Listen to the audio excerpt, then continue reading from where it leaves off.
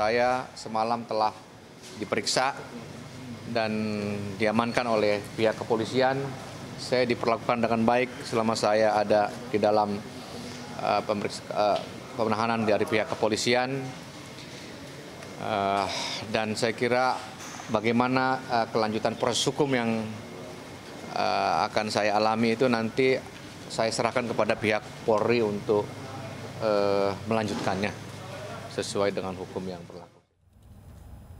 Nah, itu dia permintaan maaf dari Pak Robert Robertus mengenai kasus kemarin orasi di Kamisan.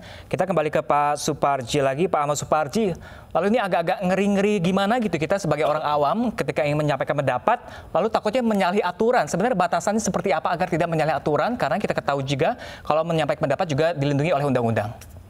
Ya, bahwa memang ini yang sering kita khawatirkan, baik itu akademisi, kemudian wartawan pun, atau kemudian para peneliti pun, atau kemudian masyarakat biasa, ketika menyampaikan satu maksud, mengkritik, menyampaikan pendapat, seringkali berhadapan dengan persoalan hukum.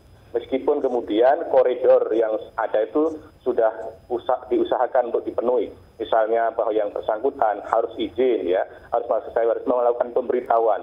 Jadi memang harus ada etikat baik untuk melakukan pemberitahuan satu kebebasan berekspresi tadi. Kemudian yang kedua, materi yang disampaikan itu adalah tidak bersifat untuk mengganggu ketertiban umum, tidak menghina, kemudian tidak memfitnah, kemudian tidak mencemarkan nama baik individu, golongan, atau kemudian berdasarkan etnis. Saya kira koridor itu saya kira memang sangat jelas di dalam undang-undang. Tetapi memang persoalan yang paling mendasar adalah bahwa dalam proses penegakan hukum itu tidak hanya ditentukan oleh aturan, tidak hanya ditentukan oleh suatu substansi hukum. Substansi hukum yang baik itu sangat tergantung dari aparatur hukum. Bagaimana kemudian baik dan buruknya hukum kita itu sangat ditentukan oleh aparatur hukum. Maka harapannya adalah bahwa ketika kita sudah memiliki aturan yang baik, walaupun toh juga aturan itu ada kelemahan, sangat dipengaruhi bagaimana aparat penegak hukum itu untuk menjalankan sebaik-baiknya. Kemudian yang ketiga dipengaruhi oleh budaya hukum. Bagaimana kita mempengaruhi kehidupan masyarakat ini dengan cara budaya hukum yang baik. Jadi saya kira bahwa masyarakat mematuhi aturan, pada sisi yang lain adalah aparat penegak hukum juga bekerja secara profesional dan mengedepankan proses-proses untuk melindungi dan mengayomi masyarakat. Pak Suparji, ini meskipun Pak Robert kan sudah dipulangkan, namun kan penyidikan masih terus berjalan. Apakah ini artinya bahwa ada kemungkinan nantinya menimbulkan potensi baru untuk ditahan kembali, Pak Robert ini? Iya.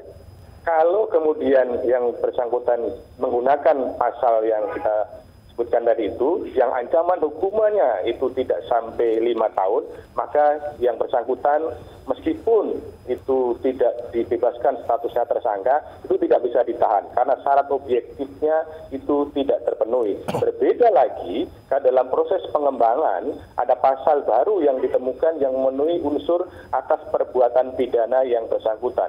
Karena dalam pidana itu ada perbuatan pidana, ada pertanggungjawaban pidana, ada sanksi pidananya. Jadi kemungkinan yang akan terjadi yang bersangkutan itu kalau tidak ada pasal baru yang ancamannya melebihi 5 tahun bisa ditahan lagi kalau ada putusan hakim yang menyatakan salah dan kemudian memiliki kekuatan hukum mengikat. Kalau itu sudah dinyatakan bersalah dan memiliki kekuatan hukum mengikat, maka dapat ditahan. Tetapi kalau masih dalam proses penyidikan, penuntutan, atau pemeriksaan di pengadilan, tidak akan ditahan lagi. Ya, Pak Suparji Ahmad, ini mengenai pasal ITE yang menjerat dari Robert Robertus ini, sama seperti kasus Ahok dan Buniani waktu beberapa tahun silam, apakah nanti juga ada tersangka baru seperti misalnya penyebar dari video tersebut yang memotong-motong sehingga menyudutkan TNI seperti itu? Ya, saya kira kalau memang itu akan menggunakan konstruksi ITE dalam kasus Ahok, mestinya ya yang menyebarkan itu karena siapa yang menjadi subjek hukum di dalam pasal ITE itu, pasal 28 ayat 2 itu adalah termasuk siapa yang menyebarkan. Maka kalau memang itu kategori menyebarkannya terpenuhi di situ, misalnya ada individu-individu yang memang sengaja menyebarkan, itu bisa saja dikembangkan ke situ. Tetapi sekali lagi bahwa itu dalam rangka menimbulkan kebencian, dalam rangka unsurnya bermaksud menimbulkan kebencian, dan itu berdasarkan SARA. TNI di sini dikualifikasi sebagai apa? Dikualifikasi suku tidak, agama juga tidak, ras juga tidak. Apakah kemudian dikualifikasi sebagai satu antar golongan? Saya kira tidak seperti itu konstruksi antar golongan itu. Kalau kita refresh ke zaman Hindia dulu, zaman Belanda dulu, antar golongan sebenarnya kan masuk pribumi, kemudian Eropa, kemudian kan timur itu adalah mereka yang dimasukkan dengan golongan. Meskipun sekarang ini menghina partai politik, menghina masyarakat, itu disebut sebagai satu kelompok antar golongan. Jadi saya kira terlalu jauh kalau menggunakan pasal itu. Baik, Pak Suparji, saya tahan dulu. Saya mau ke Pak Rahmat Hidayat. Pak Rahmat, Anda sebagai sahabat teman dekat Pak Robert sudah lama. Menurut Anda, Pak Rahmat, sebenarnya dengan menyampaikan hasil pemikirannya dalam orasinya, Pak Robert sendiri tahu tidak sih dampaknya yang akan terjadi akan seperti apa begitu? Ya, saya sangat lama mengenal Robert ya, hampir 15 tahun yang lalu sampai sekarang sama-sama satu kantor, satu perjuangan, gagasan, pemikiran, dan saya bisa memahami sejauh mana dialektikanya diskursus yang dibangun oleh Robert dalam isu-isu hak asasi manusia, kemanusiaan, sosial politik, dan seterusnya. Robert sendiri sebenarnya dia paham betul bahwa proses yang dimaksud dengan reformasi TNI itu memang berjalan lancar gitu ya. Dan itu kan hal yang biasa dijelaskan oleh Robert dalam forum-forum diskusi akademik, intelektual, dan seterusnya gitu kan. Dan Robert melihat bahwa sebenarnya ini adalah cara dia sebagai akademisi ya, sekaligus sebagai intelektual publik terlibat dalam diskursus publik untuk menempatkan TNI pada fungsi dan proporsi yang sebenarnya.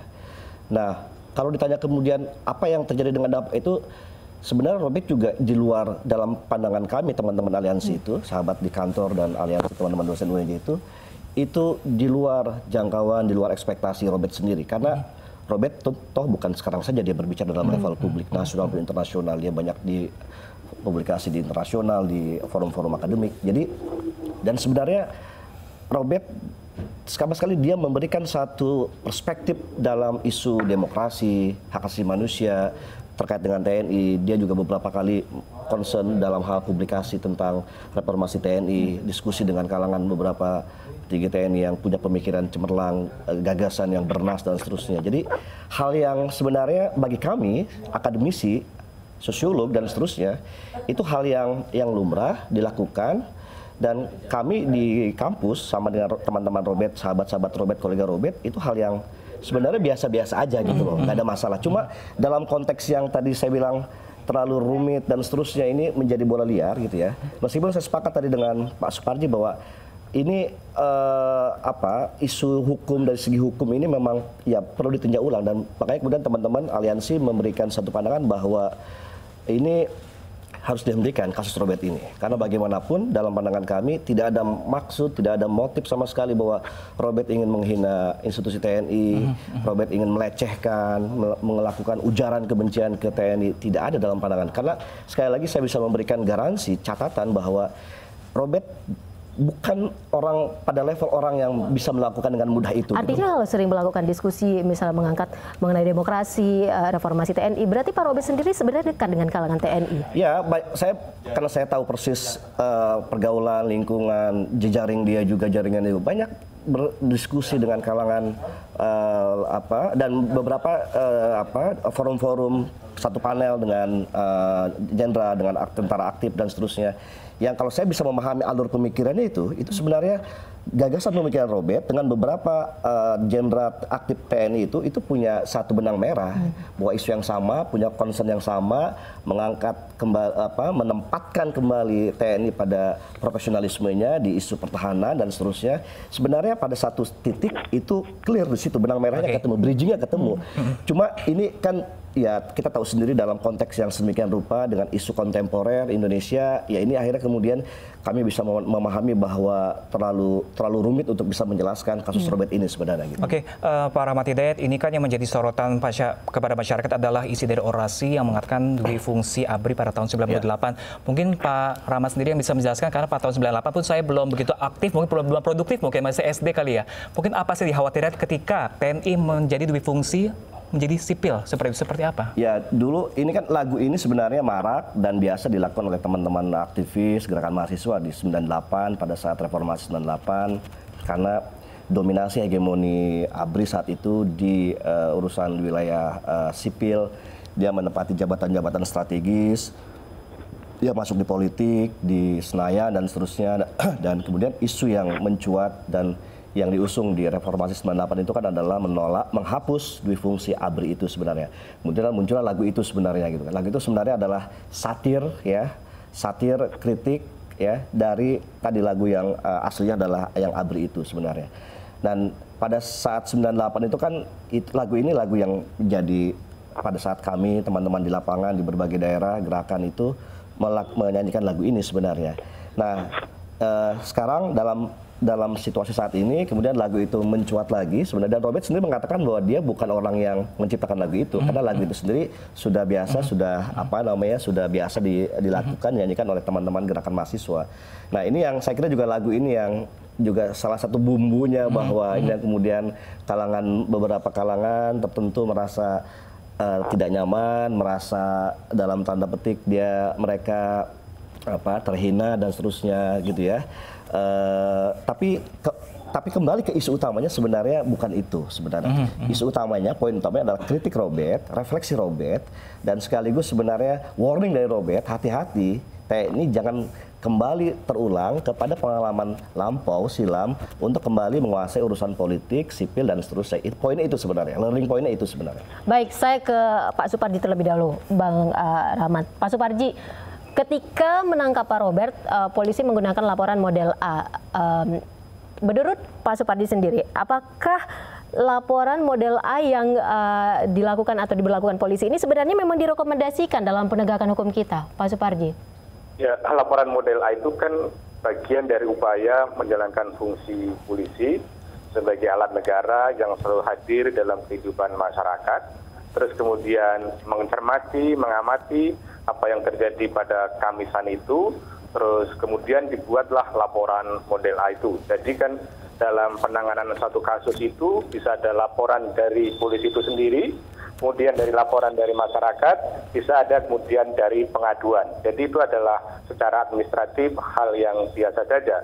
Kemudian yang jadi persoalan adalah bahwa kita menghargai upaya-upaya polisi untuk kemudian menjaga keamanan tadi itu, ketertiban, dan kemudian jangan terlalu mudah mengkonstruksikan terhadap satu narasi itu sebagai sesuatu yang membahayakan. Karena kalau kita amati apa yang dilakukan oleh kepolisian itu karena menganggap bahwa yang disampaikan oleh Robert itu narasinya adalah membahayakan. Padahal narasi itu adalah narasi kritik, narasi mengingatkan kembali, dan itu adalah hal yang sudah bertahun-tahun dilakukan pada waktu 98, bagaimana salah satu amanat reformasi yang paling utama antara lain waktu itu adalah penghapusan di fungsi ABRI. Jadi upaya menjalankan fungsi itu tetap harus dalam koridor demokrasi juga, karena kalau menurut saya poin yang ketiga juga penting, pada kita bangsa ini membutuhkan kemajuan. Kemajuan itu diperlukan adanya kreativitas, inovasi, dan kreativitas inovasi itu tidak mungkin tumbuh dalam situasi ketakutan, dalam situasi ancaman, situasi intimidasi. Bagaimana kalau kemudian akademisi itu ketakutan akan ancaman-ancaman itu, maka kreativitas, inovasi itu tidak akan muncul. Maka saya berharap betul bahwa polisi dalam menjalankan fungsi keamanan itu tidak berada dalam ruang hampa, tidak hanya menjalankan undang-undang saja, tetapi kemudian harus mencermati interaksi antara polisi, interaksi tentang ekonomi, interaksi antara akademisi dan lain sebagainya, sehingga konstruksi hukum yang dilakukan itu tidak akan mengganggu upaya memajukan bangsa ini. Ya, baik. Artinya Pak Suparji, apakah penerapan dari pelaporan model A ini juga dapat ditujukan individu atau kelompok manapun? Ya, bisa saja dilakukan laporan ini. Dan kalau kita melihat sebetulnya, penting juga untuk dicermati, kasus ini meskipun tidak sama dan dalam hukum pidana itu tidak ada analogi. Kita pernah dulu juga dihebohkan ya, kasus Haris Azhar. Waktu itu ketika dia menyampaikan testimoninya Freddy Budiman, yang dianggap kemudian Freddy telah memberikan ke institusi ini dan lain sebagainya, dan kasusnya kan kemudian juga dihentikan. Ya, itu catatan penting bagaimana kemudian polisi juga bertindak untuk bisa lebih progresif dengan mengacu pada kasus-kasus sebelumnya. Artinya Pak Suparji, laporan model seperti ini cukup untuk akhirnya mentersangkakan seseorang, begitu? Ya, kan laporan itu kan bagian satu alat bukti. Kembali pada norma yang ada, seseorang menjadi tersangka itu adalah karena perbuatan, karena keadaan, berdasarkan minimal 2 alat bukti yang bersangkutan bisa ditetapkan melakukan perbuatan pidana. Jadi itu hanya sebagai salah satu alat bukti saja. Itu nanti dikonstruksi menjadi salah satu bukti laporan, bukti surat. Tapi kan kemudian polisi mengatakan ada bukti yang lain, bahwa itu bukti dari keterangan ahli bahasa, keterangan ahli hukum pidana, juga kemudian keterangan yang bersangkutan. Sekali lagi bahwa laporan itu tidak cukup untuk mentersangkakan seseorang, tetapi laporan itu menjadi dasar untuk melakukan penyelidikan, menjadi dasar untuk menentukan ada unsur pidananya, ada perbuatan pidananya terhadap laporan itu, dan kemudian kalau ada ditingkatkan pada tahap penyidikan untuk membuat terang benderang perkara, kemudian mengumpulkan minimal 2 alat bukti dan menentukan siapa tersangkanya. Jadi laporan tidak cukup untuk mentersangkakan orang. Baik, ya, Pak Suparji. baik, Pak Suparji, ini sebenarnya kasusnya menjadi sorotan dan pasti banyak kasus yang serupa dengan kasus Pak Robert, sebenarnya Ahmad Dhani, seperti banyak yang menyamakan dengan kasus Ahmad Dhani. Namun Pak Suparji, kita tahan dulu, kita akan kembali dengan dialog selanjutnya. Pemirsa di segmen selanjutnya tetaplah bersama kami di Ayun Pagi.